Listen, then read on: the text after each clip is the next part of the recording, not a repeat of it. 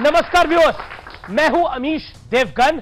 मनोज कुमार की एक फिल्म का एक बहुत मशहूर गाना है, जीते हो किसी ने देश तो क्या, हमने तो दिलों को जीता है। जहां राम अभी तक है नर में, नारी में अभी तक सीता है। लेकिन यह सिर्फ कोई गाने के बोल नहीं है, बल्कि यह भारत की सनातन संस्कृति की आत्मा भी है। और इस सनातन संस्कृति का रुतबा ऐसा है कि ब्रिटेन के प्रधानमंत्री ऋषि सुनक भी गर्व से खुद को हिंदू बताते हैं, राम कथा सुनने जाते हैं और जय सिया राम का जयकारा भी लगाते हैं। हालांकि यह बात कुछ सो कॉल्ड सेकुलर लॉबी को बहुत चुप सी गई, लेकिन इसी बीच कांग्रेस के दिग्गज नेता, कांग्रेस के पूर्व दिग्गज नेता रहे गुलाम नबी आजाद के एक बयान पर सियासी संग्राम छिड़ गया। गुलाम नबी आजाद ने कहा कि भारत के मुसलमान पहले हिंदू ही तो थे, लेकिन गुलाम नबी आजाद का बयान कुछ लोगों को इतना चुप गया कि सियासत की सारी मर्यादाएं तोड़ दी गई। महबूबा मुफ्ती कह रही है कि अगर गुलाम नबी आजाद थोड़ा और पीछे जाए तो कहीं ऐसा ना हो उनके पूर्वज बंदर निकल जाए। कांग्रेस कह रही है कि गुलाम नबी आजाद को ऐसा बयान कतई नहीं देना चाहिए था, लेकिन गुलाम नबी आजाद जो कह रहे हैं उस पर मैं कुछ बड़े तथ्य और इतिहास के सत्य निकाल के लेके आया हूं, जो मैं आज आपके सामने रखूंगा। और इसी मुद्दे पर होगी जनता जनार्दन के बीच देश की सबसे बड़ी चर्चा, सनातन का सम्मान, सेकुलर परेशान। आज का कार्यक्रम व्यूअर्स इसी पर।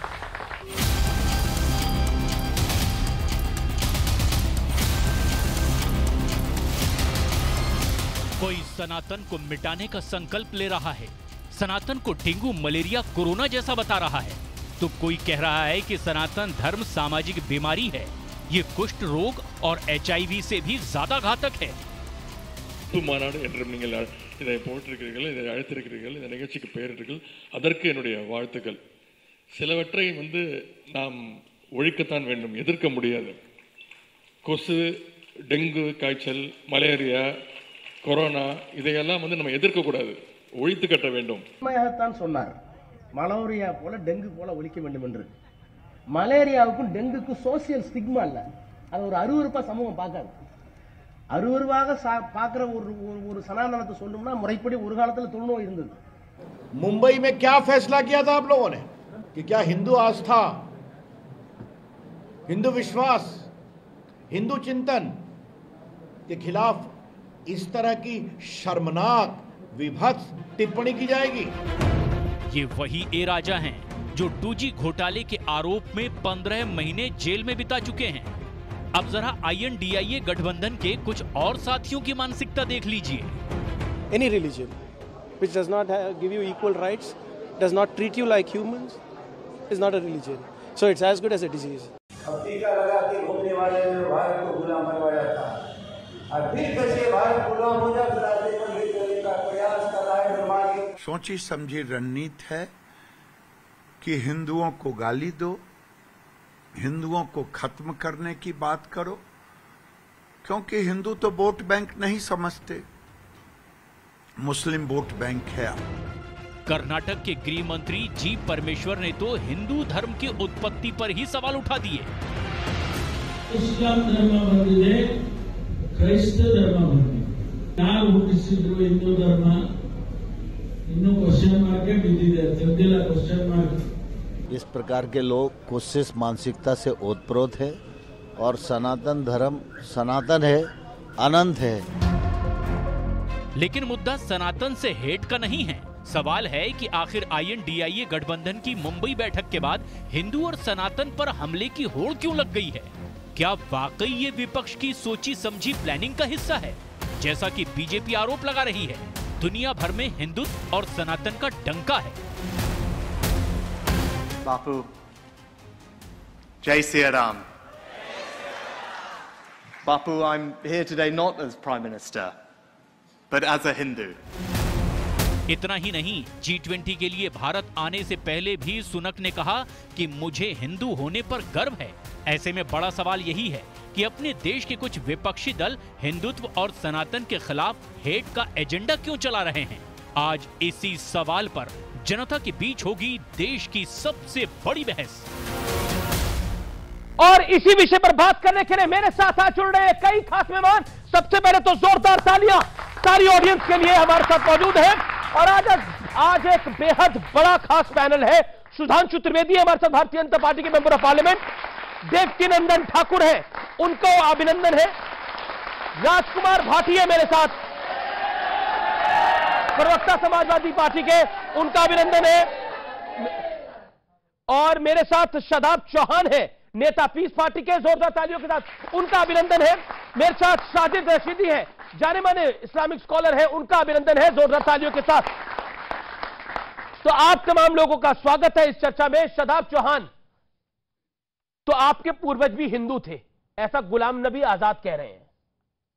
देखिए, गुलाम साहब किसके गुलाम हैं मैं उस पे विषय पे नहीं जाना, उनकी अपनी राय है, लेकिन ये कड़वा सच है जिसको हम दिल से स्वीकार करते हैं और सम्मान करते हैं कि हमारे पूर्वज ठाकुर जसवंत सिंह थे, जिन्होंने, सुन लीजिए, जिन्होंने अपनी मर्जी से घर वापसी की।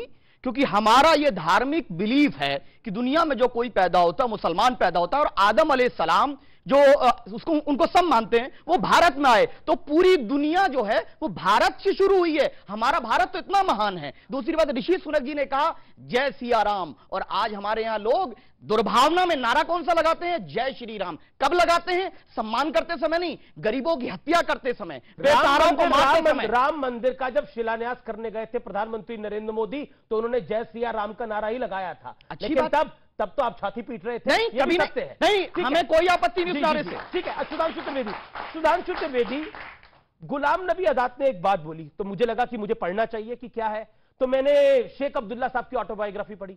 उन्होंने भी बोला है कि हमारे पूर्वज भी हिंदू ही थे। और तो और आपको बताऊं, बेनजीर भुट्टो की जो ऑटोबायोग्राफी उन्होंने लिखी थी आज से 25-30 साल पहले, डॉटर ऑफ द ईस्ट, उसमें उन्होंने लिखा है कि उनके पूर्वज राजस्थान के राठौड़ से। बहुत सारी बातें ऐसी, इसमें कहीं कोई किंतु परंतु की गुंजाइश नहीं है। मुझे लगता है कि कुछ लोग जो अपनी सियासत की दुकान, तो नफरत की दुकान और मोहब्बत की दुकान वाली, मतलब दुकानदारी तो है ना, उनकी दुकानदारी चलती रहे, इसलिए वो भारत से अलग आइडेंटिटी भारत के भिन्न भिन्न मजहब के लोगों की बनाकर रखना चाहते हैं। ये एक समस्या है। जबकि मैं आपसे ईमानदारी से कहता हूं, जैसे जैसे टेक्नोलॉजी आगे बढ़ रही है, हिंदू धर्म की वास्तविकता और श्रेष्ठता साबित हो रही है। जैसे राम मंदिर की हकीकत रडार मैपिंग से आई, आज सर्वे के ऊपर काशी विश्वनाथ पे रोक इसीलिए लगाने की बात कही जा रही है। सरस्वती नदी नासा की पिक्चर से दिखी थी, राम सेतु उससे दिखा था, वैसे ही अब जीनोम सीक्वेंसिंग की बात आपने कोरोना वैक्सीन के समय बहुत सुनी होगी। इवन अमेरिका ने घोषणा की है कि ऑलमोस्ट ह्यूमन जीनोम की कंप्लीट मैपिंग हो गई है। जिस दिन ह्यूमन जीनोम की मैपिंग हो जाएगी, एक दौर ऐसा आएगा कि जैसे आज आपकी ब्लड टेस्ट की रिपोर्ट होती है, 15-20 साल बाद डॉक्टर कहेगा अपना जेनेटिक मैप लाओ, और जब जेनेटिक मैप लाएंगे तो तय हो जाएगा कि हिंदुस्तान के किसी मुसलमान का कोई जेनेटिक कनेक्शन भारत से बाहर नहीं। भाई एक और बात आपको बताता हूं, मैं पहले भी ये बात कह चुका हूं कि मुगल की शुरुआत बाबर से होती है, जिसकी मां मंगोल और बाप उज्बेक था। मैं चुनौती से कहता हूं, सब अपना डीएनए टेस्ट करा लें, किसी का मंगोल और उज्बेक डीएनए से कोई कनेक्शन नहीं निकलने वाला। सब भारतीय हैं, भारत माता की संतान है। परंतु अफसोस, पर एक बात मैं कहना चाहता हूं, अभी इन्होंने एक बात कही थी ना, जय सिया राम, जय श्री राम, ये बहुत लोग बोलते हैं। अरे जय श्री राम का नारा कब था? जब राम मंदिर राम लला के लिए था। भाई अभी तो राम लला थे, बालक राम थे। सिया राम तो तब आएंगे जब युवा होके विवाह होगा। तो जब तक राम लला है तो जय श्री राम ही होगा, और जिस दिन राजा राम बनेंगे तो जय सिया राम होगा। और एक लाइन और कह दूं आपसे, अभी आपने एक लाइन बोली ना, जहां राम अभी तक है नर में, नारी में अभी तक सीता है। मुझे याद है राम मंदिर आंदोलन के समय वह पंक्ति गवाई गई थी। मैं जब गया था ताला खुलने के संकल्प लेके, तो उसमें कहा गया था, जन जन के मन में राम रमे और प्राण प्राण में सीता है। हर हृदय की धड़कन रामायण पग पग पर बनी पुनीता है। यदि राम नहीं है सांसों में तो प्राणों का घट रीता है। इसलिए नरनाहर श्री पुरुषोत्तम का हम मंदिर भव्य बनाएंगे, सौगंध राम की खाते हैं हम मंदिर वहीं बनाएंगे। और आज आप देखिए, एक लाइन पूरी कर दो, लंबा हो गया मगर एक लाइन, तात राम नहीं नर भूपाला, भुवनेश्वर कालो कर काला। ये मनुष्य नहीं भगवान थे, काल के काल थे। ठीक है, मैं आपको बताऊंगा साजिद रशीदी, गुलाम नबी आजाद ने जो कहा सही कहा। क्या आपको लगता है उनकी बात से आप सहमत हैं? क्योंकि शेख अब्दुल्ला ने भी अपनी ऑटोबायोग्राफी में यही लिखा है। देखिए, सबसे पहली बात तो यह है कि नेता और अभिनेता इनका कोई दीन धर्म नहीं होता। ये कब कहाँ कल्टी खा जाए कुछ कह नहीं सकते। सबसे पहले तो ये समझ लेना चाहिए। दूसरी बात, ये सत्य है, इसमें कोई दो राय नहीं है। जैसे शादाब ने भी कहा, सब जानते हैं हिंदुस्तान में 90% लोग कन्वर्टेड है, इसमें कोई दो राय नहीं है। लेकिन कन्वर्ट होने के बाद में जब ये कन्वर्ट हुए क्यों थे, मैं ये जानना चाह रहा हूं। क्यों का क्या मतलब है? सवाल है। नहीं, क्यों का क्या मतलब है? सवाल है। अगर एक आदमी हिंदू से मुसलमान तो क्यों का क्या मतलब हुआ? तो मेरा सवाल है कि क्यों हुए थे? आस्था उसमें जागी तो मुसलमान हो गया। अच्छा। भाई किसी की आस्था क्रिश्चियन में जाग रही, वो क्रिश्चियन हो गया। क्यों का तो कोई सवाल ही नहीं होता। तो इस्लाम में अलाउड है ऐसा कन्वर्जन? क्यों तो ऐसा हुआ जैसे नहीं, अगर एक बच्चा पैदा हो रहा है कि साहब ये पैदा क्यों हो गया, अरे हो गया भाई, ऊपर वाले ने दे दिया। हमें पता बच्चा कैसे पैदा हो रहा है, बताने की कैसे नहीं, क्यों वो पता है।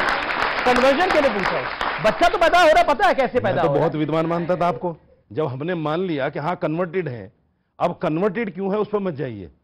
जो आदमी इस्लाम में कोई ऐसी बात छुपाना चाहते हैं, जो छुपाना नहीं चाहता, छुपाने का क्या मतलब है इसमें? तो बता दीजिए। फिर आप एक बेतुकी बात बोल गए। बेतुकी नहीं, मुझे गर्व है कि मैं हिंदुस्तानी हूं और मुसलमान हूं। मुझे गर्व है और मैं सीना ठोक के कहता हूं, 156 इंच का सीना लेके कहता हूं मैं मुसलमान हूं। 156 इंच का? यस, 56 नहीं, 156 इंच। और मुझे कोई रोक नहीं सकता इस पर, और मुझे रोक नहीं सकता इसमें कोई।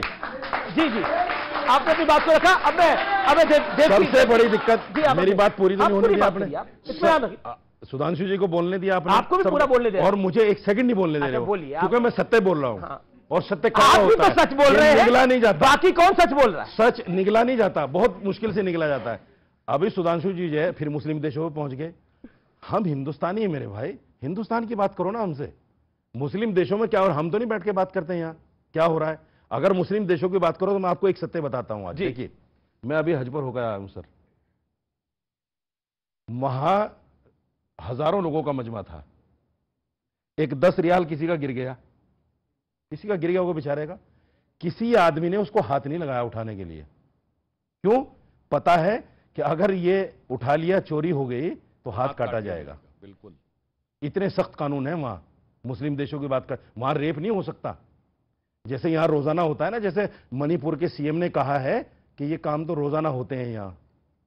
एक पत्रकार के जवाब में, क्या चाह रहे हैं आप? शर्म की बात है, आपके बीजेपी के नेता हैं, तो वहां नहीं होता ऐसा। मैं ये कहना चाहता हूं कि अगर यहां की सरकारें ईमानदार हो जाएं तो फिर यहां, तो वहां की सरकार ईमानदार है, यहाँ की सरकार नहीं। रूल सही है ना? बिल्कुल। किसका हाथ काटने वाला? चोरी नहीं होगी, करके देखो आप। ठीक है, मैं वैसे एक लाइन इस पे बोल दूं, चोरी नहीं होगी, करके देखो आप। रफीक शदानी हैं, बहुत पुराने शायर हैं, और मतलब वो अक्सर अवधी भाषा में कभी अच्छी बात को मान लेना चाहिए। बहुत अच्छी उन्होंने बात कही। उन्होंने कहा कि यहां पर तो हाथ की इधर उधर उठा कोई रख लेता ना, कहीं झुम्मन से कल कहीं वफाती, सोच समझकर हज पर जायो। झुम्मन से कल कहीं वफाती, सोच समझकर हज पर जायो। हिया की लब जब हुआ न चली है, आपन आपन हाथ बचायो। आप अपना, ये सही तो है कि आप अपना, आपको सही निकाल के जाना पड़ेगा। जो बात मैंने कही वही इन्होंने कही। एक जुम्मन है जो आप अपना हाथ बचा के आए हो। अरे भाई, देवकी नंदन ठाकुर जी, आप जाने माने कथावाचक हैं, देश विदेश में कथा पढ़ने के लिए जाते हैं। ये गुलाम नबी आजाद साहब ने जो ये बात बोली है, ये आज पता लगी है या ये पहले से ही पता थी? ये लोग तो पहले से ही जानते थे।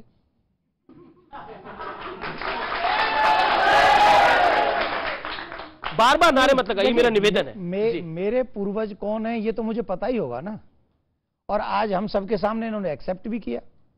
और ये एक अच्छी बात है कि ये आजकल, पहले नहीं मानते थे, अब मानने लगे हैं। और मानने लगे हैं, इसलिए हम सभी सनातनियों को हृदय से इनका धन्यवाद और स्वागत करना चाहिए कि एक अच्छी बात है कि ये हमारे एक डीएनए भी एक है। इनके पूर्वज चाहे 3 पीढ़ी पहले रहे, उन्होंने राम कृष्ण सबकी पूजा की होगी, जैसे जैसे तथ्य हमारे सामने आ रहे हैं। और सनातन में जैसे अभी आप दिखा रहे हैं सनातन का सम्मान, आप एक देख लीजिए कि ब्रिटेन जो सब पर राज्य करता था, आज वहां पर एक सनातनी प्राइम मिनिस्टर है।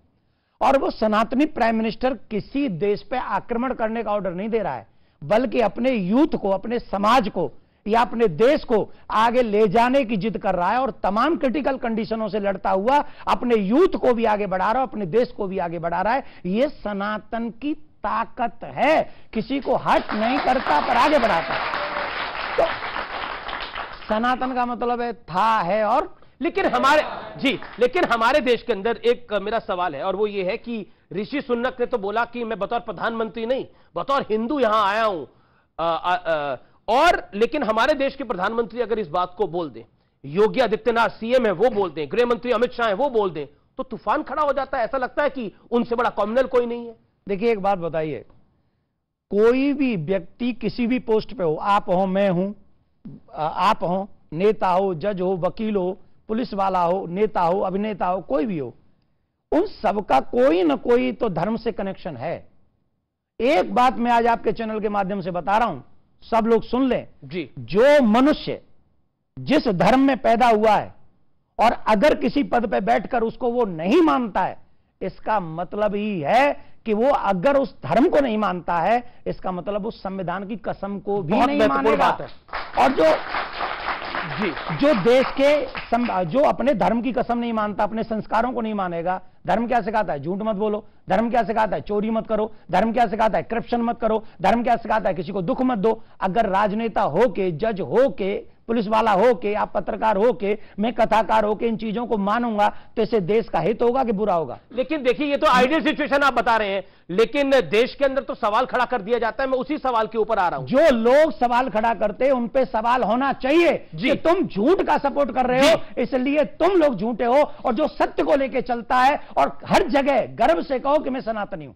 राजकुमार भाटी जी, बड़ा सवाल इस समय यह है, जो कि बहुत ज्यादा महत्वपूर्ण है, कि आप ताउम्र, मतलब ताउम्र से है कि समाजवादी पार्टी ताउम्र यही बात करती रही कि बीजेपी कॉम्युनल है, क्योंकि वो राम मंदिर को बनाने की बात करती है, क्योंकि वो अपने कार्यक्रमों में जय श्री राम के नारे लगाती है। अब तो जय सिया राम का नारा ऋषि सुनक भी लगा रहा है और वो कहता है कि मैं पहले हिंदू हूं, बाद में प्रधानमंत्री हूं। क्या कहिएगा आप? हमारा तो पूरा जीवन चला गया। हम तो बचपन से, हमारे बुजुर्ग, हम सब जब आपस में मिलते हैं, अभिवादन करते हैं, तो हम तो राम राम जी कहते हैं हाथ जोड़ के। राम का विरोधी कौन है? समाजवादी पार्टी कहाँ राम की विरोधी है? आप आज का विषय बहुत गंभीर है और इस पर गंभीरता से ही चर्चा होनी चाहिए। इसे हम अगर गंभीर बातों को ठीक ढंग से समझेंगे, अभी तक बड़ी पॉजिटिव बातें कही गई हैं, बड़ी सकारात्मक बातें कही गई हैं। वो भी मान रहे हैं, ये भी मान रहे हैं, ये भी मान रहे हैं, स्वामी जी भी मान रहे हैं, मैं भी मान रहा हूँ, आप भी मान रहे हैं कि हम सबका डीएनए एक है, हम सब एक हैं। पूजा पद्धति अलग हो सकती है, पूजा पद्धति एक परिवार में भी अलग अलग होती है। पूजा पद्धति अलग होने से कोई दुश्मन नहीं हो जाता, शत्रु नहीं हो जाता। जब हम ये मान रहे हैं हम सब एक हैं, तो फिर लड़ाई काय बात की है? ये कम्युनलिज्म और सेकुलरिज्म की क्या मामला? हाँ, मैं बताता हूँ। आपका शो है कि सनातन का सम्मान, सेकुलर परेशान। जी, पहली पंक्ति तो बहुत बढ़िया है, सनातन का सम्मान, हमें भी खुशी है क्योंकि हम भी तो उसी से जुड़े हुए हैं। जी, सबको खुशी होगी। हर आदमी के अंदर गर्व अपने धर्म के प्रति, अपने समाज के प्रति, अपने देश के प्रति, हर व्यक्ति के अंदर गर्व होता है। लेकिन दूसरी पंक्ति बिल्कुल गलत लिखी है, सेकुलर परेशान। कौन सा सेकुलर परेशान है? सेकुलर तो ऋषि सुनक भी है और जो हमारे कथावाचक हैं, वो जो है मुरारी बापू को मैंने बहुत सुना है। मुरारी बापू एक बहुत ही अच्छे कथावाचक, बहुत ही विद्वान और बहुत सुंदर तरीके से कथा कहते हैं। मुरारी बापू के बारे में मैं बहुत कुछ जानता हूं।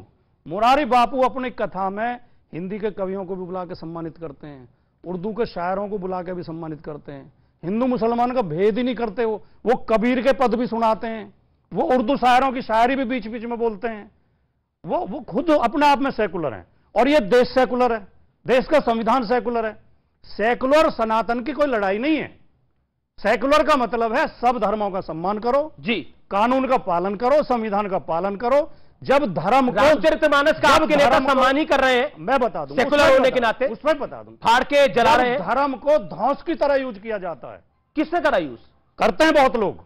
जैसे कि जय श्री राम बोल के पिटाई करते हैं कि जय श्री राम बोल कि दर्जनों वीडियो घूम रहे हैं सोशल मीडिया पे, कटाई करते हैं। जैसे कि ये क्या हुआ, हमारे, अगर हम सनातनी हैं और हमें अपने धर्म पर गर्व है जी, तो हमें स्वामी विवेकानंद, स्वामी दयानंद जैसे संतों से शिक्षा लेनी चाहिए। हमें बिट्टू बजरंगी और मोनू, कौन ले रहा है बिट्टू बजरंगी से? कौन ले रहा है प्रेरणा बिट्टू बजरंगी से?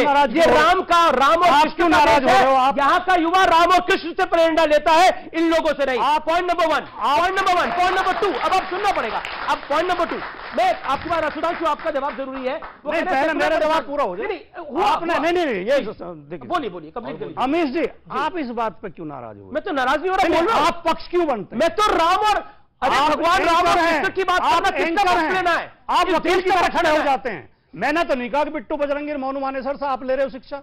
आपने यहां पर बोला लोग ले रहे हैं कुछ लोग बोला, उन्होंने वीडियो डाल के कहा है कि वहां आ रहे हैं हम और वो यात्रा निकाल रहे हैं। ऐसे लोग हमारे आदर्श कभी नहीं हो सकते, और अगर ऐसे लोग हमारे आदर्श हैं तो वो धर्म गड्ढे में जाएगा। तो आपने तो स्वामी प्रसाद मौर्य को आदर्श माना हुआ है।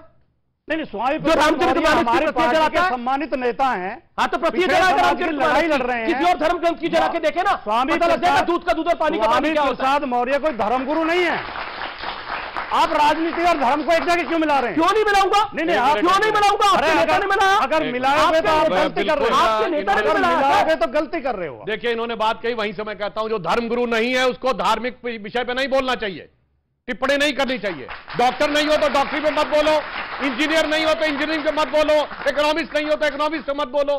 नेता हो तो कहो हाँ मेरा ये नेता के रूप में विचार है, आप धार्मिक ग्रंथ पे क्यों टिप्पणी करने लगते हैं? और दूसरा, इन्होंने जो एक बात जवाब ले लेना, मैं याद दिला, हाँ बिल्कुल दूंगा, आपको मौका दूंगा। इन्होंने कहा 50 सेकंड, हाँ बिल्कुल, इन्होंने कहा कि मुरारी बापू की कथा में वो ये भी बोलते हैं। बिल्कुल, मैं कहना चाहता हूं, आप कितने मुस्लिम बताइए जो कि संस्कृत के श्लोक भी कोट करते हो? मैं बताता हूं, मगर जो कोट करने लगता है उस दिन सेकुलर कहते हैं मेरे से मतलब नहीं है भाई। आरिफ मोहम्मद खान साहब कितनी शानदार शानदार बातें कोट करते हैं। डॉक्टर एपीजे अब्दुल कलाम कहते थे कि मैं भगवत गीता पढ़ता हूं, तुरंत वो बाहर हो जाता है। उस्ताद बिस्मिल्लाह खान जिन्होंने पहली शहनाई बजाई थी भारत की स्वतंत्रता पे, जब अंतिम समय वो बीमार थे, यूपीए की सरकार थी और यूपीए उन्होंने कहा कि हम दिल्ली में रह के पूरा इलाज करेंगे, उन्होंने कहा नहीं अब तो मैं काशी में ही जाऊंगा। उन्होंने क्या कहा, चना चबेना और गंगा जल जो देवे करतार, काशी छोड़ न जाइए जहां विश्वनाथ दरबार। उसको भारत रत्न कब मिला? 2001 में। 50 साल सेकुलर शासन में कभी नहीं मिला। इसलिए, और सुनिए, महात्मा गांधी ने कहा था ना, ईश्वर अल्लाह तेरो नाम, बिरला मंदिर में उस जमाने में गवा दिया था। मैं चुनौती से कहता हूं किसी मस्जिद में गवा देखो ईश्वर अल्लाह तेरो। ये जो आप सेकुलरिज्म की बात कहते हैं, सेकुलर परेशान जी, और सनातन का सम्मान इसलिए कहा जाता है, बहुत समझ के बोलने की बात होती है। और मैं सनातन सम्मान में एक और बात कहता हूं, हम एकमात्र ऐसे धर्म हैं जिसकी की तारीफ साइंटिस्टों ने की है जो हमारे धर्म को नहीं मानते। रॉबर्ट ओपेनहाइमर ने श्रीमद् भगवत गीता के बारे में बोला है। बताओ भाई, उस धर्म को न मानने वाले किसी साइंटिस्ट ने बोला हो, साइंटिस्ट ने बोला हो धर्म ग्रंथ को, और वो भी जो उस धर्म को न मानता हो। इरविन शॉडिंगर ने बोला है अपनी किताब में, बहुत लंबा हो गया, और तो सुनिए, फिट्ज़जेकेप्रा ने बोला है, वर्नर हाइजेनबर्ग ने बोला। मैंने 4 बताए, बताइएगा 2 को। ओके, इसलिए सम्मान की बात। ठीक है, जी राजकोट वाटी 50 सेकंड। सुधांशु त्रिवेदी भारतीय जनता पार्टी के सबसे शिक्षित और विद्वान प्रवक्ता माने जाते हैं, तो मैं ये तो नहीं मानता कि इन्हें ज्ञान नहीं होगा। इन्हें जानकारी है, लेकिन जानबूझ के छिपा रहे हैं। इन्हें यह भी पता होगा कि इकबाल साहब ने लिखा था कि है राम के वजूद पे हिंदोस्तां को नाज, अहले नजर समझते हैं उनको इमाम हिंद। राम की प्रशंसा में इकबाल ने भी शेर लिखे हैं। और जो रसखान थे, रसखान ने क्या लिखा था, मानस हो तो वही रसखान बसो ब्रज गोकुल गांव के ग्वारन।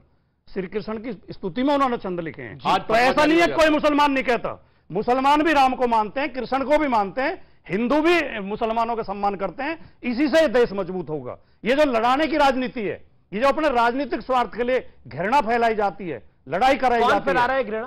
एक मिनट, कौन फैलाता आपको नहीं पता? आप बता दीजिए। आरएसएस और बीजेपी फैलाती है। अच्छा, आरएसएस और बीजेपी का एजेंडा ये है कि लोगों को लड़ाओ, जाति के नाम पर लड़ाओ। ये जो यहाँ का झगड़ा मेवात का किसने शुरू किया? आरएसएस ने शुरू किया। आपने बोला राजस्थान में जो गुर्जर मीणा लड़ाई, किसने लड़ाई? आपने आरएसएस में लड़ाई। आज अगर मणिपुर में अगर मेहते और कुकी लड़ रहे हैं, किसके लड़ाई हुए? बीजेपी के लड़ाई हुए। आरएसएस और बीजेपी हमारे साथ दंगे कराती है। आरएसएस और बीजेपी लड़ाती है। मुझे एक लाइन में बोलना चाहता हूं, क्योंकि जनाब ने बोला कि आरएसएस और बीजेपी लड़ा रही है। सब लोगों को 1947 में देश का बंटवारा हुआ तो आरएसएस और बीजेपी लड़वा रही थी, बीजेपी का जन्म नहीं हुआ था तब। उससे पहले जब देश का बंटवारा मांगा गया, किस आरएसएस और बीजेपी का जन्म हुआ था? हाशिमपुरा दंगे हुए, कौन सी बीजेपी थी? अब सुनिए, मलियाना दंगे हुए, कौन सी बीजेपी थी? कई सारे सवाल है सर, आप डूब जाइएगा, जवाब नहीं आ पाएंगे। ओके, सुधांशु त्रिवेदी, देखिए, दो राष्ट्र का सिद्धांत आरएसएस और हिंदू महासभा ने दिया था, सावरकर ने दिया था, जिन्ना ने बाद में मांग की थी 2 राष्ट्र की। यहाँ पर तो बड़ा प्यार मोहब्बत है जी। पहले इन्होंने एक बड़ी अच्छी बात कही, भी दूध का दूध पानी का पानी हो जाता है। इन्होंने नाम लिया रसखान का। उनका नाम था सैयद इब्राहिम रसखान, बहुत बड़े कृष्ण भक्त कवि थे। और जिस इन्होंने कविता बोली वो थी कि रसखान कह रहे हैं कि मानुष हो तो वही रसखान, यानी मेरा अगला जन्म मनुष्य के रूप में हो तो रसखान क्या करे, क्या बनूं? बसों ब्रज गोकुल गांव के ग्वारन। गोकुल में ग्वाल बालों के बीच में। जो पशु हो तो कहा बस मेरो, पशु के रूप में दूसरा जन्म हो, चरौ नित नंद की धेनु बजारन, तो गाय बनू नंद बाबा के, और पाहन हो तो वही गिरि को, पत्थर बनू जो धर्यो कर छत्र पुरंदर धारन, गोवर्धन पर्वत पे, और जो खग हो तो बसेरो करो कहूं कालिंदी कूल कदम की डारन, यानी पक्षी बनूं तो उस कदम के वृक्ष पर जिसके नीचे भगवान कृष्ण मुरली बजाते थे। मैं पूछना चाहता हूं, अगला जन्म मानने वाला व्यक्ति जो कहे कृष्ण भक्त के रूप में अगला जन्म लूं, इस्लाम के हिसाब से सही है कि खारिज? अभी दूध का दूध पानी चालाकी है, दूध का दूध पानी का पानी, आज फतवा जारी हो जाता, राजस्थान पर फतवा जारी हो जाता। अच्छी बातें भी नहीं पहुंचेंगी। इसीलिए मैंने कहा अमीश जी, रसगान ने तो शेष महेश दिनेश गणेश महेश जाय निरंतर गाँव है। रसगान ने तो ये भी कहा, और सुनिए उसके आगे ये ही अनादि अनंत अखंड जाहि अनादि अखंड अछेद अभेद सुभेद बताइए। वेद अनादि उनका क्यों जवाब मांग रहे हो? रसखान का बात करो, रसखान को मानते अब या तो ये, अगर आज कोई मुस्लिम कह दे कि वेद अनादि अनंत अखंड है, कोई कह दे मेरा आज भी बहुत है कहने वाले, आज भी बहुत है, ठीक है आज भी बोल। ओके शादाब चौहान है, मैं एक के बाद मैं शादाब चौहान आपके पास आता हूं, फिर देवकीनंदन जी और आपके पास आऊंगा मैं रशीदी साहब। शादाब चौहान, जवाब जो सुधांशु जी ने पूछा, और एक सवाल मैं अपनी तरफ से पूछ रहा हूं आपसे, क्या गुलाम नबी आजाद साहब अभी भी सेकुलर है? मैं तो कह रहा हूं कि वो गुलाम नबी से गुलाम भागवत हो गए, क्या हुआ नहीं मालूम, लेकिन उनको जिस चीज के बारे में क्या हो गया, गुलाम नबी से लेकर के गुलाम मोहन भागवत तक का सफर उन्होंने, क्योंकि वो तथ्यहीन बात कर रहे हैं, वो ऐसी बात कर रहे हैं। उन्होंने कहा कि किसी का इतिहास इतने साल पुराना है, उन्हें पता होना चाहिए कि हमारा ये बिलीफ है, उनको नहीं मालूम, उनका बिलीफ ही नहीं है कि जब से दुनिया बनी है तब से इस्लाम है। हिंदू और मुसलमान सब प्यार से रह रहे हैं, आप कहे मथुरा का विवाद लेके आगे पड़े, कहे आप ज्ञान वापी को लेकर इतनी चर्चा कर रहे हैं, इतना प्यार है, प्यार से मांगेंगे सब दे देंगे। निवेदन है मेरा, क्या बात कर रहे हैं आप? मोहब्बत है, मोहब्बत की दुकान खुली हुई है, आप क्या बात कर रहे हैं? मांग के तो देखिए जनाब। दुकान में हमारी जगह नहीं है अमीश जी। अच्छा नहीं हमारी जगह नहीं उस दुकान में, मोहब्बत की दुकान नहीं, उसमें हमारे लिए कोई जगह नहीं। अगर जगह होती तो मानेसर जेल में होता। अच्छा ठीक, तो उससे हमें रिलेट नहीं। ठीक है। ये जो भाई साहब हैं जिन्होंने काली जैकेट पहनी है, मैं नाम नहीं, शादाब चौहान साहब, हम चौहान साहब कहेंगे, प्यार की बात है। चौहान साहब से हम एक निवेदन कर रहे हैं। अभी इन्होंने क्या कहा कि कब से, जब से धरती बनी है तब से क्या है क्या? वो कहां पे, थोड़ा हमें बता दें, थोड़ा उसको हम पढ़ लें। हाँ नहीं, आपने मेरा जिनसे क्वेश्चन निवेदन। हाँ बिल्कुल नहीं, आपकी बात। मेरा कुछ और बोलना ही नहीं मुझे, ये सिर्फ वो किताब बता दें और कहां पढ़ना है, कि हम लोग सब क्या नाम है उन्हीं के हैं क्या? ठीक है, आप सुन लीजिए, पूरी बात मेरी मुकम्मल हो। जब ईश्वर ने इस दुनिया को बनाया, ईश्वर मत कहिए उसे, सुन लीजिए, ईश्वर कहेंगे तो ट्रांसफर हो जाएगा मामला। नहीं, हमारे सुनिए ठाकुर जी, नहीं हमारे डीएनए तो एक ही है ना। अरे अगर मेरा देखो सुनिए, हाँ, I respect a lot of respect my religion, Sanatan Dharma, और मैंने वेद पढ़े हैं, मैंने भागवत पढ़ी है। भागवत उदाहरण है कि इस सृष्टि का सृजन कैसे हुआ। वो मूर्ख है जो हमें ये बताते हैं कि हमारे पूर्वज बंदर थे। हमारे पूर्वज ना कोई बंदर है ना कोई आदम है, हमारा पूर्वज भगवान नारायण है। नारायण से ब्रह्मा, ब्रह्मा से मनु, और महाराज मनु की संतान होने के नाते मानव कहलाए। इसलिए हमारे इस पूरे गणित में डीएनए एक होगा, आपने बीच में चेंज किया होगा कुछ, हमारा डीएनए नारायण से चल रहा है और आज तक वही है। सुनिए, अभी ठाकुर जी ने कहा कि हमारा डीएनए, वो आपका बिलीफ है, आपको मुबारक। मेरा ये रिलीजियस बिलीफ है कि जो दुनिया में पैदा होता है वो फितरत इस्लाम पे पैदा होता है, लेकिन किसी को इंपोज नहीं करते हम। आर पार में रुकेंगे एक अंतराल के लिए, लेकिन अंतराल के बाद ये चर्चा और जोरदार होगी। क्या वाकई सेकुलर लॉबी पूरी तरह से परेशान है, और शायद इस कार्यक्रम को देखकर और परेशान हो रही है। ब्रेक के बाद पब्लिक पूछेगी सवाल, जोरदार होगा ये चर्चा का पूरा दौर। देखते रहिए आर पार न्यूज़ 18 इंडिया पर। पशु की पूजा करेंगे, आदमी का सिर काट देंगे। किसका सिर काटा भाई? आदमी का बड़ो पैसा करते हो, सब पंच काटा जा रहा है, हिम्मत दिखाने की औकात तो बोलो।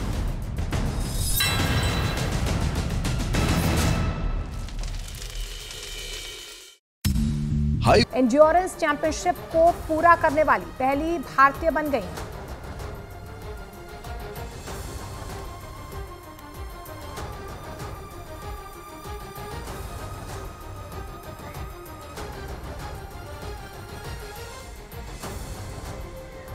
आपको बता दें कि केरल के मल्लापुरम की रहने वाले 21 साल के निदा अंजुम शेलेट ने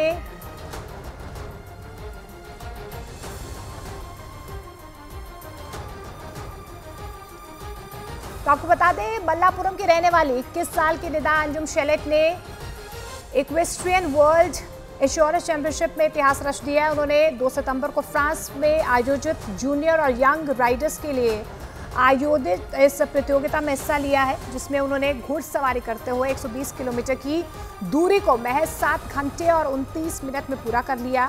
इसके साथ ही निदा अंजुम शेलेट घुड़सवारी में विश्व एंड्योरेंस चैंपियनशिप को पूरा करने वाली पहली भारतीय बन गई। G20 की मेजबानी के लिए दिल्ली को बेहद खूबसूरती के साथ सजाया गया है। कुतुब मीनार को भी G20 के रंग में रंगा हुआ आपको वो नजर आएगा।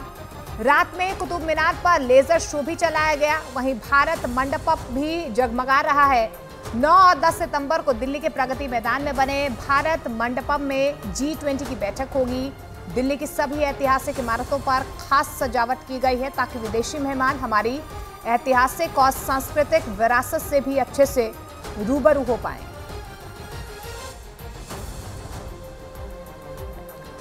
तो तस्वीरें आप देख पा रहे हैं, दिल्ली में खास सजावट की गई है। पारंपरिक तरीके से दिल्ली की कई ऐतिहासिक इमारतों को सजाया गया है ताकि जो हमारी संस्कृति की झलक है वो तमाम विदेशी मेहमानों को दिखती रहे। हमारी परंपराएं किस तरीके से हैं। देखिए, कुतुब मीनार को भी G20 के रंगों में सजाया गया है, थीम पर सजाया गया है। लेजर शो भी यहाँ पर हुआ है।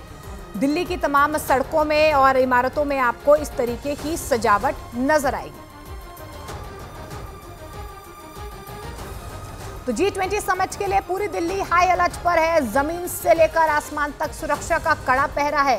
हर सड़क, हर होटल को सुरक्षाकर्मी खंगाल रहे हैं। और G20 समिट की सुरक्षा को देखते हुए सेना का खोजी दस्ता और बम निरोधक दस्ता पूरी तरह तैयार है। यही नहीं, बमों का पता लगाने के लिए खोजी कुत्तों को भी तैनात किया जाएगा, जिनकी तैयारियों का जायजा लिया गया। अगर भीड़ में भी कितने सारे सामान के बीच में भी छोटा सा अगर टुकड़ा भी अगर किसी एक्सप्लोजिव का पड़ा हो या किसी भी तरीके का कोई एक्सप्लोजिव हो तो वो आसानी से इसको सूंघ सकते हैं। 9 और 10 सितंबर को दिल्ली में होने वाले G20 शिखर सम्मेलन की सुरक्षा के लिए तगड़े प्रबंध किए गए हैं। इसके लिए भारतीय सेना, NSG, स्पेशल फोर्सेज, केंद्रीय अर्धसैनिक बल, वायुसेना और तमाम सुरक्षा एजेंसियों ने ऐसी पुख्ता तैयारी की है कि परिंदा भी पर नहीं मार सकता। इसी के साथ दिल्ली में एंटी टेरर स्क्वाड भी तैनात की गई है। पाकिस्तान की बदहाली दिखाने वाली एक और खबर आ गई। पता चला कि वहां चीनी और आटे के बाद अब दवाओं की भी किल्लत हो गई। पाकिस्तान की मुश्किलें इसलिए भी बढ़ गईं क्योंकि उसका खजाना लगभग खाली हो गया और उसके पास विदेशों से इन दवाओं को खरीदने के पैसे तक नहीं बचे, जिसका असर यह हुआ कि वहां के कई मरीज तो बगैर दवाइयों के मरने की कगार पर पहुंच गए।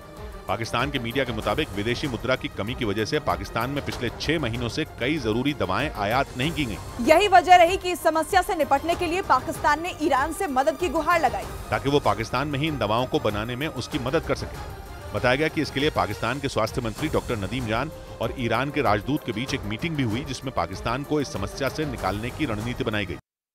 माना जा रहा है कि इसके लिए सेना प्रमुख आसिम मुनीर ने महंगाई और बेरोजगारी का बहाना बनाया है, क्योंकि इस वक्त पाकिस्तान इन्हीं समस्याओं से सबसे ज्यादा जूझ रहा है और पिछले 1 साल से वहां खाने पीने की चीजों के लिए लोग भारी संघर्ष कर रहे हैं। आटा, दाल, तेल और सब्जियों समेत सभी चीजों के दाम आसमान पर हैं। पेट्रोल और डीजल की कीमतें रोज बढ़ रही हैं। एक अमेरिकी डॉलर 307 पाकिस्तानी रुपए के बराबर पहुंच गया। यही नहीं, पाकिस्तान का मुद्रा भंडार लगभग खत्म हो रहा है, जिससे वो चाहकर भी विदेश से सामान मंगवा नहीं सकता, क्योंकि उसके लिए उसे डॉलर में पेमेंट करनी होगी, जो उसके पास बहुत कम ही बचे हैं। विदेश से आयात घटने से पाकिस्तान में कई उद्योग या तो बंद हो गए या फिर बंद होने की कगार पर। कारखानों पर ताले लटकने से लाखों लोग बेरोजगार घूम रहे हैं। इन सब वजहों से पाकिस्तान के लोगों में भारी आक्रोश है और वो किसी भी तरह इस मुसीबत से बाहर निकलना चाहते हैं। लेकिन माना जा रहा है कि आसिम मुनीर का यह कदम पाकिस्तान में एक बार फिर सेना के शासन की तरफ बढ़ता दिख रहा है। अटकलें इस बात की भी हैं कि वहां कभी भी तख्ता पलट हो सकता है, क्योंकि पाकिस्तान में इससे पहले भी कई बार सेना तख्ता पलट कर चुकी है और इस बार तो पाकिस्तान के हालात बहुत ज्यादा खराब है, क्योंकि सरकार के खिलाफ लोगों में भारी गुस्सा है। पाकिस्तान के लोग इस बात पर बौखलाए हुए हैं कि वहाँ की सरकार ने उनकी हालत सुधारने के लिए कुछ भी नहीं किया। इस बीच पाकिस्तान में जल्द ही चुनाव भी होने वाले हैं, लेकिन अटकलें इस बात की हैं कि वहाँ की सेना चुनाव की नौबत नहीं आने देगी और जल्द ही पाकिस्तान में तख्ता पलट हो सकता है। माना जा रहा है कि पाकिस्तान की अर्थव्यवस्था को सुधारने की जिम्मेदारी अपने हाथों में लेकर सेना प्रमुख आसिम मुनीर ने इस दिशा में पहला कदम भी बढ़ा दिया और उनकी योजना पाकिस्तान में एक बार फिर सेना का शासन चलाने की है। उधर मध्य प्रदेश के इंदौर में हैरान कर देने वाला एक वीडियो सामने आया है, जिसमें पुलिस कुछ आरोपियों का जुलूस निकालते हुए नजर आई है। आरोप है कि उन बदमाशों ने कुछ रोज पहले एक बर्थडे पार्टी में चाकूबाजी की वारदात को अंजाम दिया था, जिसके बाद पुलिस ने उन बदमाशों को हिरासत में लेने के बाद उनका बीच बाजार में जुलूस निकाला और फिल्मी गाने पर उन आरोपियों को उठक बैठक करा दी। सामने आए उस वीडियो में वो बदमाश कान पकड़कर परेड करते नजर आए और वो सभी माफी मांगते दिखाई दिए। आरोप है कि 5 दिन पहले एक जन्मदिन की पार्टी के दौरान चाकूबाजी की वारदात हो गई, जिसके बाद पुलिस ने आरोपियों को गिरफ्तार कर लिया और उन आरोपियों की सरेआम परेड निकालकर उनसे उठक बैठक करा दी। इस दौरान वहां आसपास के लोग अपने घरों से निकलकर उन बदमाशों को देखने लगे। इंदौर की पुलिस के मुताबिक आरोपियों से उठक बैठक इसलिए कराई गई ताकि वो भविष्य में कोई भी अपराध करने से पहले 100 बार सोचें। राष्ट्रीय स्वयं सेवक संघ के सरसंघचालक मोहन भागवत ने एक बार फिर से अखंड भारत की बात की है। उन्होंने कहा कि जो देश भारत से अलग हो गए हैं, उन्हें लगता है कि उनसे गलती हो गई है।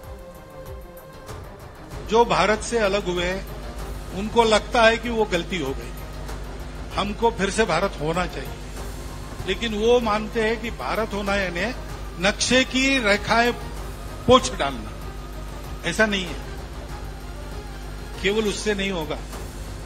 भारत होना यानी भारत के स्वभाव को स्वीकार करना। वो स्वभाव मंजूर नहीं था, इसलिए भारत का विखंडन हुआ है। वो स्वभाव जब आ जाएगा तब कुछ बदलना नहीं पड़ेगा, सारा भारत एक हो जाएगा। इस बीच बिहार के सिवान में लूट का हैरान कर देने वाला एक मामला सामने आया। आरोप है कि वहां पर हथियारों के बल पर बदमाशों ने लूट की वारदात को अंजाम दिया, जिसका चौंका देने वाला एक सीसीटीवी वीडियो सामने आया, जिसमें 3 बदमाश हथियारों से लैस होकर एक बैंक के सीएसपी सेंटर यानी कस्टमर सर्विस पॉइंट सेंटर में घुसते नजर आए। उन बदमाशों ने अपने चेहरे को छिपा रखा था ताकि उनको कोई पहचान न सके। यही नहीं, हथियार के बल पर वो बदमाश सीएसपी सेंटर के काउंटर में रखे रुपयों को निकालते दिखे। इस बीच एक बदमाश वहां रखे लैपटॉप को उठाता नजर आया। हमको तो लग रहा है कि 2.5-3 लाख का मेरा लैपटॉप और डेस्कटॉप लेके चला गया और मोबाइल 70-75 सिवान में दिन दहाड़े हुई इस वारदात के बाद सनसनी मच गई, जिसके बाद पुलिस सीसीटीवी वीडियो के आधार पर बदमाशों की तलाश में जुट गई। दिल्ली के पास यूपी के गाजियाबाद से दिल दहला देने वाली एक घटना सामने आई, जहां कुत्ते के काटने से 15 साल के एक लड़के की मौत हो गई। शावेज नाम के उस लड़के को 1.5 महीने पहले उसके घर के पास एक कुत्ते ने काट लिया था, लेकिन उसने ये बात अपने घर वालों को नहीं बताई थी। लेकिन धीरे धीरे शावेज की तबीयत इतनी बिगड़ गई कि किसी भी अस्पताल में उसका इलाज नहीं हो सका। इस घटना का एक दिल दहला देने वाला वीडियो भी सामने आया, जिसमें शावेज मौत से पहले अपने पिता की गोद में दर्द से तड़पता दिखाई दिया। अस्पताल में इलाज के लिए क्या कहा उन्होंने? उसके शरीर में कुत्ते के काटने की वजह से रेबीज नाम का इन्फेक्शन फैल गया था। ये एक जानलेवा वायरस है जो कुत्ते के काटने से इंसान के शरीर में फैलता है। शावेज के घर वालों के मुताबिक उनके इलाके में रहने वाली एक महिला ने कई कुत्ते पाल रखे हैं और उनमें एक कुत्ते ने उनके बेटे को काट लिया था, जिसके बाद शावेज के घर वालों की शिकायत पर पुलिस ने केस दर्ज कर लिया। दिल्ली के पास उत्तर प्रदेश के ग्रेटर नोएडा से डरा देने वाला एक वीडियो सामने आया, जिसमें एक सांड 8 साल की एक बच्ची पर हमला करता दिखाई दिया। घटना उस वक्त हुई जब वो बच्ची स्कूल जा रही थी और तभी उस सांड ने अपने सींगों से उसे पटक दिया। इस घटना का जो वीडियो सामने आया उसमें वो बच्ची उस सांड को बचाने के लिए भागती दिखाई दी, लेकिन उस सांड ने उस बच्ची का पीछा कर उस पर हमला कर दिया, जिससे वो जमीन पर गिर गई। इस दौरान वहां कई और बच्चे मौजूद थे जो इस घटना से सहम उठे। वो भी अपनी जान बचाने के लिए इधर उधर भागने लगे। इसी बीच वहां एक कुत्ता पहुंच गया, जिसने उस सांड को वहां से भगा दिया। वहां मौजूद लोगों ने इस घटना की जानकारी उस बच्ची के घर वालों को दी, जिसके बाद उस बच्ची को अस्पताल में भर्ती कराया गया। और दिल्ली में विदेशी मेहमानों के आने का सिलसिला लगातार जारी है। विदेशी मेहमानों की मेहमान नवाजी के लिए कोई कसर दिल्ली नहीं छोड़ रहा है। विदेशी मेहमानों को जिन बर्तनों में खाना परोसा जाएगा, अब उनकी तस्वीरें भी सामने आ गई हैं। G20 शिखर सम्मेलन के मेहमानों की भारत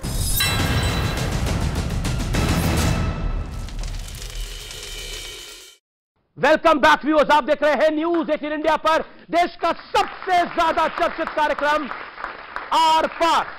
मैं ठाकुर साहब की एक बात का जवाब देना चाहता हूं।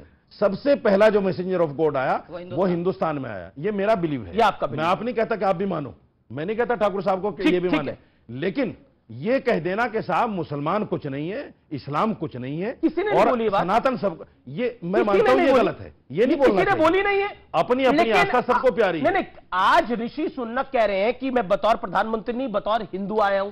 आज गुलाम नबी आजाद कह रहे हैं कि हम सब पहले सनातनी थे, हम कन्वर्ट हो गए। शेख अब्दुल्ला की बायोग्राफी है, तो मानिए ना कन्वर्ट हुए या तो किसी लालच में हुए या किसी डर में हुए, ऑप्शन तो यही थी। एक मिनट वो लाइए, क्या आप 50 का 100 का एफिडेविट ले आइए, उस पर साइन कर देंगे। किस बात के लिए एफिडेविट कि हाँ कन्वर्टेड है। करिए, कितनी बार बोले इसको कितनी बार बोले? देवकीनंदन जी कितनी बार बोलेंगे कि आपको देवकीनंदन जी 30 सेकंड है, सुधांशु त्रिवेदी, देवकीनंदन जी 30 सेकंड। मैं सिर्फ 20 सेकंड में बात खत्म कर रहा हूं। जी, आज इस बहस में एक बहुत काम अच्छा हो गया कि सबने एक्सेप्ट किया कि हमारा डीएनए एक है। ठीक, रुके। अब एक और बात निश्चित हो जाती है कि हमारे पूर्वजों ने कभी न कभी तो भोले बाबा की और श्री कृष्ण की पूजा की होगी। तो हम आप सबसे आज आप ही के चैनल के माध्यम से, शांति वार्ता के माध्यम से शांति मैसेज हम आप सबको हाथ जोड़ के दे रहे हैं। इसमें हमारे कोई द्वेष भाव नहीं है। हमारे श्री कृष्ण को, उनकी छवि को औरंगजेब ने कृष्ण मंदिर तुड़वाकर उनकी छवि को जामा मस्जिद की सीढ़ियों में गाड़ दिया है। बस चेक हो जाने दो है कि नहीं है, तो वो हमें दे दीजिए। अगर नहीं है तो उसमें जो नुकसान होगा हम आपको ला कर देंगे, हम देंगे, उसे सीढ़ी बनवाएंगे। बस डीएनए ने कभी ना कभी तो उन्होंने भी पूजा की है ना हमारे पूर्वजों ने। तो मतलब आप कह रहे हैं सब, सुधांशु मैं आपको बता रहा हूं, ओके, आप सब आप कह रहे हैं सब अगर कन्वर्टेड है तो जी। इन्होंने बहुत अच्छी बात कही है। अब जब हम लोग मान लेते हैं कि सब एक हैं, तो गुरु गोलवलकर जी ने कहा था ना, ये देश उन सब का है जो इसको पुण्य भूमि भी मानते हैं और पितृभूमि भी मानते हैं, यानी पूर्वज भी मानते हैं। हम मान लिया तो एक बड़ी अच्छी बात जानते क्या है, जब हम सब यहां के हैं तो ये विदेशियों के लिए हम क्यों लड़ रहे हैं? जो स्वामी जी ने कहा, भाई औरंगजेब की डिसेंडेंसी तो मंगोल और उज्बेक से है, अलाउद्दीन खिलजी की बाहर से है, तुर्क अरब। भाई इस्लाम अमले रसूल है। आपने कहा नबी के गुलाम बनिए, बादशाहों के गुलाम क्यों बन रहे हैं? भाई अमले रसूल है, अमले बादशाहत नहीं। तो बादशाहों के लिए मत लड़िए, बादशाहों की खूनी विरासत को छोड़ दीजिए। हां, एक पॉइंट में टेक्निकल कहना चाहता हूं जो अभी बात कही गई। देखिए, किसी के धार्मिक भावना को मैं हर्ट नहीं करना चाहता। इन्होंने कहा कि आदम अलैहिस्सलाम आए पहले, वो भारत में आए, वो पहले थे। हम क्या कहते हैं? मनु, जैसा स्वामी जी ने कहा मनु उत्पन्न हुए। अब बताइए, हमारे यहां मनु की नौका है, इनके यहां क्या है? नूह की किश्ती।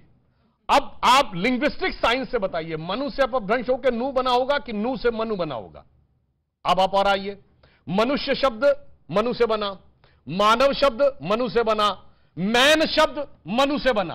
अब आइए सुनिए, इनसे जाके देखिए, फेराहो राजा जो इजिप्ट के थे, उनका जो पहला राजा है उसका नाम है रामसेस, जाके देखिएगा। और वो कहते हैं वो सबसे पहले जिससे उत्पन्न हुआ उस राजा का नाम है MANUS। अब आप आइए, मैनिस। अब आप समझिए, अब लिंग्विस्टिक साइंस से देखिए, मनु से लॉजिकल है, मनुष्य भी बन सकता है, मानव भी बन सकता है, मैन भी बन सकता है, नूह भी बन सकता है, आर्क ऑफ नोवा भी बन सकता है। Reverse is not possible. और एक और मैं बात कह दूं, आप सब लोग अंग्रेजी में पांडुलिपि के लिए एक वर्ड यूज समझते होंगे ना, मैन्यूस्क्रिप्ट। ये मैन्यूस्क्रिप्ट मनुस्मृति का भ्रंश है भाई, इसलिए मैं कह रहा हूं। और ये मैं आज हवा में नहीं बोल रहा हूं, ये कलकत्ता हाई कोर्ट के जज रहे अंग्रेजों के जमाने के, सन 1790 के विलियम जोन्स अपने जमाने में लिंग्विस्टिक वेरिएशन के थ्रू प्रूव कर चुके हैं। तो आपकी बात बिल्कुल सही है, सब आए थे, पूरे विश्व की समस्त संस्कृतियों का उद्गम भारत था, कोई कहीं, सारे के सारे भारत से ही आए थे।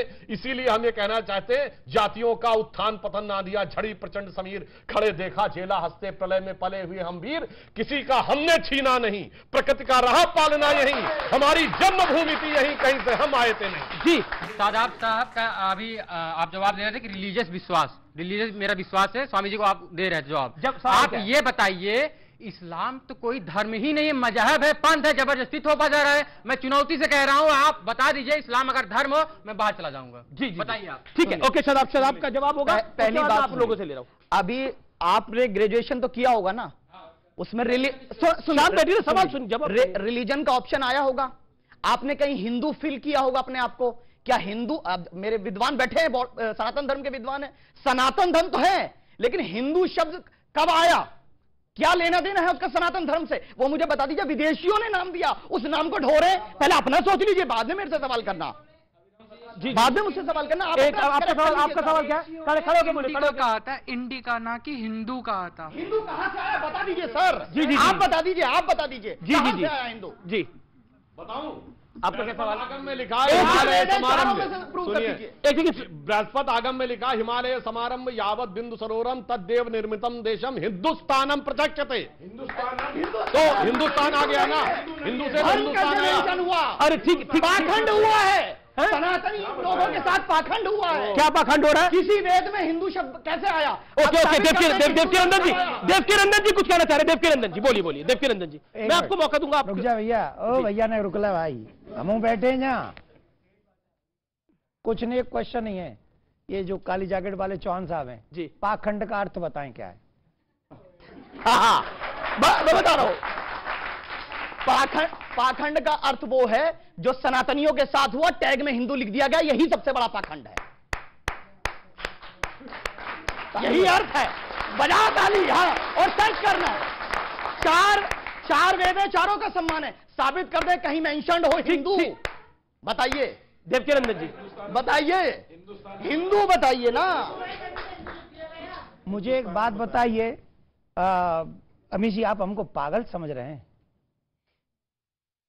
ये पाखंड बोलेंगे, पाखंड का पा नहीं पता है इनको, और ये हम सबको पाखंडी बोल के निकल गए, और आप हमसे क्वेश्चन नहीं ले रहे, इनसे पूछ नहीं रहे पाखंड क्या है।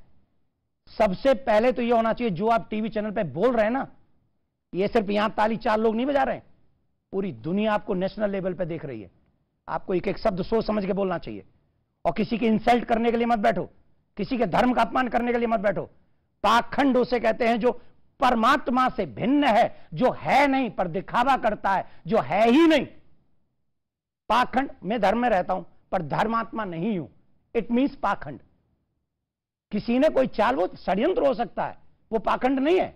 तो पहले एक शब्द जब आप बोल रहे हैं तो समझे। और यहां सनातन है, सनातन में कभी किसी का बुरा नहीं लिखा है। चौहान साहब, आपके पूर्वजों ने भगवान श्री कृष्ण की पूजा की है।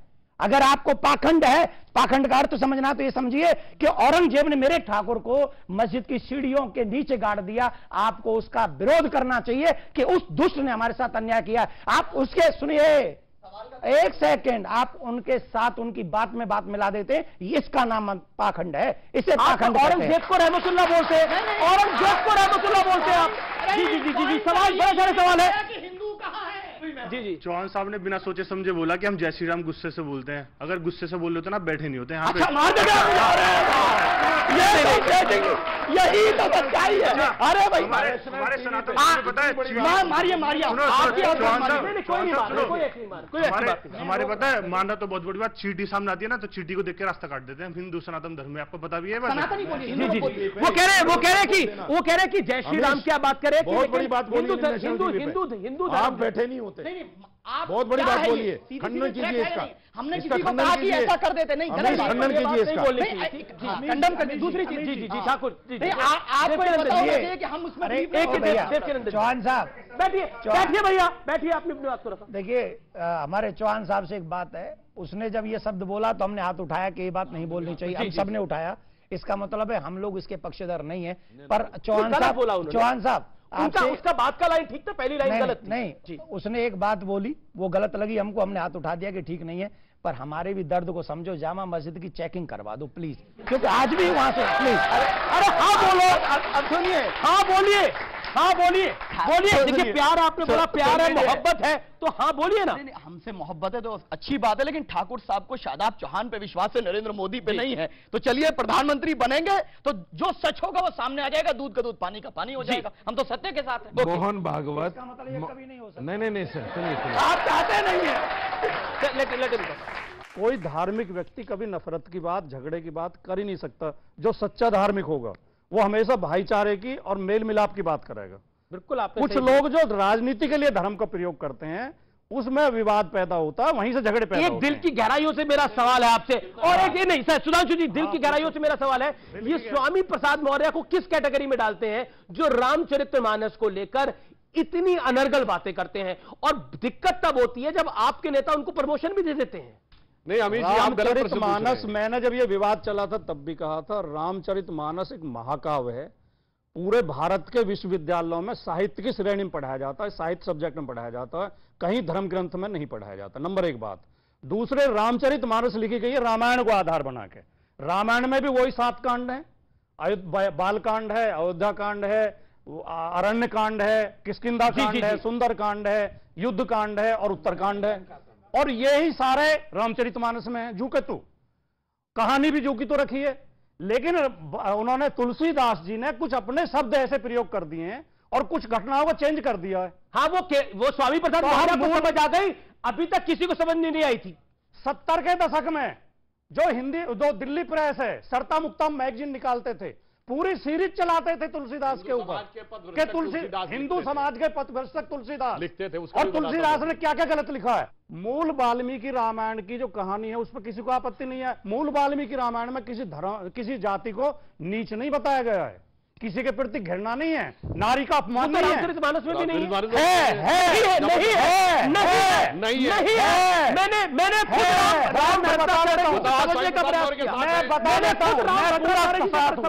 पार्टी साथ है जी। इन्होंने कहा स्वामी प्रसाद मौर्य को पहली बार जानते क्या समझ में आया? 5 साल भाजपा में समझ में नहीं आया, या सपा में आते ही समझ में आ गया। पहला तो इसका कारण बहुत साफ है। और सुनिए, उससे पहले बसपा में जब रहे, दलित ब्राह्मण अलायंस था, हाथी नहीं गणेश ब्रह्मा विष्णु महेश, तब भी नहीं समझ में आया। गजब के भाई स्वामी है, अद्भुत ज्ञान है। 5 साल बसपा में रहकर नहीं समझ में आता, 5 साल भाजपा में नहीं समझ में आता है, जैसे इनके साथ आते हैं सारा ज्ञान के पट खोलने लगते हैं। अब इन्होंने एक बात कही गंभीर, हाँ 70 के दशक में लिखा जाता था, और ये क्यों लिखा जाता था मैं बताता हूं। आप सबसे कहता हूं जाके आज देखिए, आज तो पुरानी आर्काइव्स खुल गई हैं, जाके चेक करिएगा। एक टर्म है आइडियोलॉजिकल सबवर्जन। ये बाकायदा कम्युनिस्ट पार्टी का एजेंडा था केजीबी का, और इसका रेफरेंस है कि Mitrokhin's archive KGB and the world part 2। आज की पीढ़ी के सामने सारा डिटेल है, और मान्यवर अब जाके पढ़िए तो हकीकत समझ में आएगी। बिल्कुल सही बात कही गई है, ये सारी बातें भारत को कमजोर करने के लिए थी, इसलिए क्योंकि ये रामचरितमानस की बात हुई, ये रामचरितमानस की बात हुई।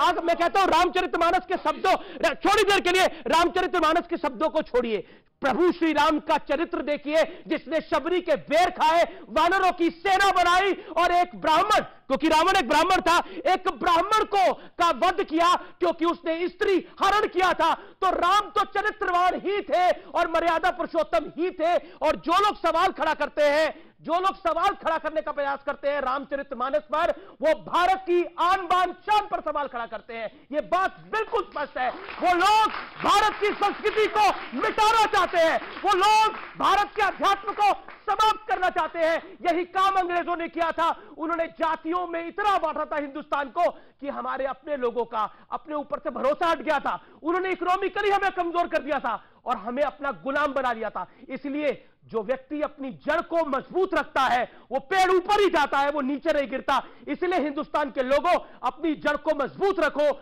नहीं तो कब अंत हो जाएगा पता नहीं। जी, तो हमारा जवाब लेना चाहिए। जी। जवाब लेना चाहिए। मैं बहुत कंफ्यूजन कर दिया। जब 2600 साल पहले महात्मा बुद्ध जातिवाद का विरोध कर रहे थे, वर्ण व्यवस्था का विरोध कर रहे थे, तो केजीबी के एजेंट थे। जब कबीर लिख रहे थे, जब कबीर, महात्मा बुद्ध ने पूरा वर्ण व्यवस्था का विरोध किया। जब कबीर लिख रहे थे कि जात पात पूछे नहीं कोई, हर को भजे सो हर का होई, और जातिवाद का विरोध कर रहे थे, तो वो केजीबी का एजेंट थे। जब बाबा साहब अंबेडकर, अरे मैंने आप बोलने नहीं दे रहे हैं, मैंने आपको शांति सुना। सुनिए, आप गलत बयान कर रहे हैं, आप गुमराह कर रहे हैं, आप षड्यंत्र कर रहे हैं। आपको सुनना चाहिए धैर्य के साथ, जैसे मैंने धैर्य के साथ सुना था।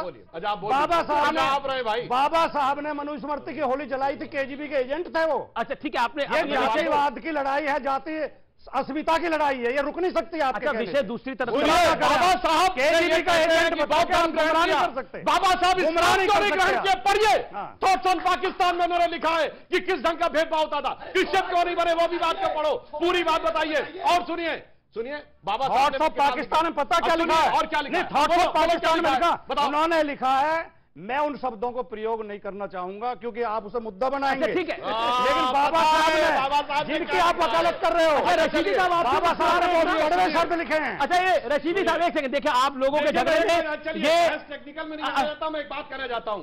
ये वही शक्तियां हैं जो चाहती हैं कि हिंदू समाज में जाति और ये वही शक्तियां जो ये वही है जैसे हनुमान जी को अपनी शक्ति याद आने लगी थी 80% लोगों को पशु समझते हैं जाते थे जब पशु सैनिक समझते हैं।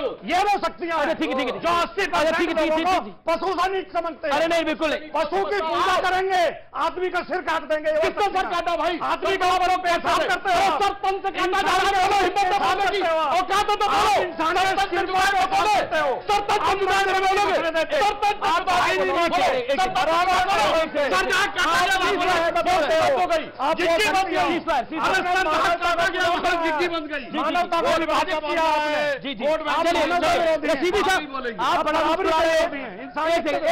रशीदी साहब आप बड़ा मुस्कुरा रहे हैं। मैं इसलिए मुस्कुरा रहा हूं कि छाछ बोले सो बोले, छलनी बोले जिसमें 72 छेद। धर्म जो भी हो, जिसका भी हो, सबका मानना है कि अपने धर्म का पालन करो। अगर ऋषि सुनक ने कहा कि मैं हिंदू हूं, हमें भी गर्व है उनके ऊपर। अगर हिंदू होकर आदमी हिंदू नहीं कहेगा तो क्या मुसलमान कहेगा? क्या आपको लगता है कि अपनी सभ्यता पर गर्व करना चाहिए, लेकिन जब भी कोई हिंदुस्तान में अपनी सभ्यता पे गर्व करता है तो उसको कॉम्युनल का जामा पहना दिया जाता है, चाहे वो नेता हो, चाहे वो अभिनेता हो, चाहे वो कोई बुद्धिजीवी हो, चाहे वो कोई भी हो? मैं एक सीधी सीधी बात सभी से कहना चाहता हूं, भगवान आपको जिस धर्म में भी जन्म देता हो, आपको उस धर्म की रिस्पेक्ट दिलो जान से करनी चाहिए और किसी भी पद पे पहुंचने के बाद उसे इग्नोर नहीं करना चाहिए। जो मनुष्य उस गद्दी को पाने के लिए अपने धर्म और अपनी रिलीजन से खिलवाड़ करता है, टोपी पहनता है, पटका डलता है हरा सा, और कहीं कहीं वो जाके चादर भी चढ़ाते हैं, वो लोग जो अपने सनातन के सगे नहीं हो सके वो किसी के भी सगे नहीं हो सकते। चौहान साहब ने अभी एक बहुत अच्छी बात कही, मुझे आप कह रहे चादर और फादर के चक्कर में नहीं पड़ना चाहिए सनातनियों को। सनातनियों को न चादर न फादर, हमारा अपना बाप है ना। जिनको चादर के लिए बनाया है वो चादर चढ़ाए, जिनको फादर के लिए बनाया है वो अपने फादर को माने। लेकिन चौहान साहब ने एक बात बहुत अच्छी कही जो मुझे लास्ट पे बोलनी है। आज आप चौहान साहब के साथ ही होली है। मुझे पसंद आए, आज पहली बार ये पसंद आए। सुनो, इन्होंने एक बात बहुत अच्छी कही कि पाकिस्तान से आप लड़ो, हम आपका साथ देंगे। बहुत अच्छी लगी। आज वाकई इस बात पे बिलीव हो रहा है कि हमारा और इनका डीएनए एक है। तो अब अरे रुक तो जाओ, बात तो खत्म होने दो। इसलिए आज आपके चैनल से मैं निमंत्रण देता हूं कि जब डीएनए एक है तो प्लीज कम टू मी और आइए हम लोग चल के बस। शराब जी 30 सेकंड। बिल्कुल बिल्कुल। उन्होंने अपनी आस्था के अनुसार कहा कि आ जाइए, मैं भी अपनी आस्था के अनुसार कह रहा हूं कि आप भी घर वापसी कर लीजिए। लेकिन कुछ भी हमारी लड़ाई हो, कुछ भी डिफरेंसेस हो, जहां बात देश की आएगी तो हम लोग एकजुट खड़े हैं। कोई ऐसा युद्ध नहीं है। मैं 4 युद्ध बता दूंगा। ठाकुर जी एक सेकंड नहीं, बीच में आपको बोलना पड़ा क्योंकि आपने कहा आप घर वापसी कर लीजिए। माय डियर, घर तो आपने छोड़ा है, हमने तो नहीं छोड़ा है।